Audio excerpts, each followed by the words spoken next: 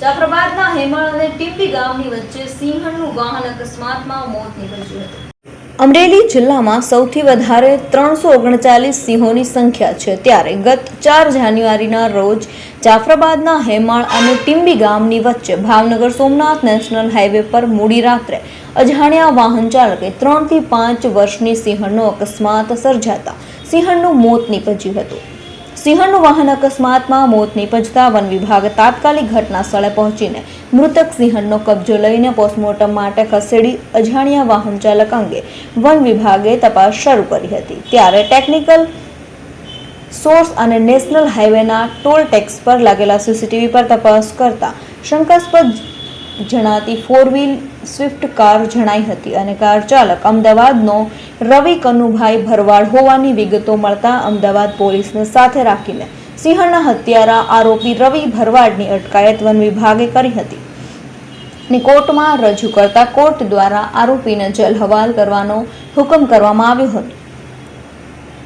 One વિભાગના ACF વિરલસિંહ ચાવડાએ વિગતો જણાવી હતી।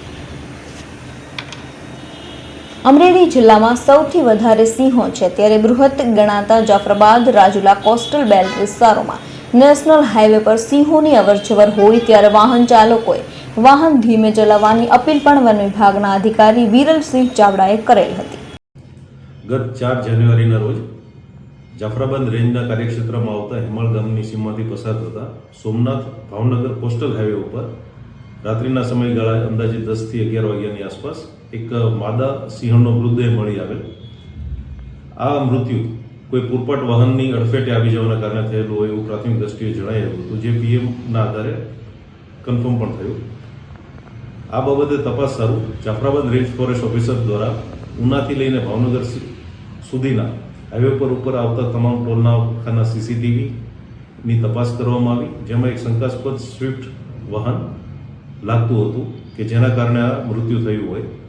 આ વાહન માલિકની તપાસ કરવા માટે ટીમ અમદાવાદ ગઈ અને ત્યાંથી અમદાવાદ પોલીસને સાથે રાખીને જે વ્યક્તિ ચલાવનાર હતો તેની પૂછપરછ માટે જાફરાબાદ લઈ આવે અને આજ રોજ એની અટક કરેલ છે। આ આરોપીને નામદાર જાફરાબાદ કોર્ટમાં આજરોજ રજૂ કરવામાં આવે અને કોર્ટ દ્વારા આરોપીને જેલ હવાલે કરેલ છે। સાહેબ, શું લોકોને અપીલ કરજો?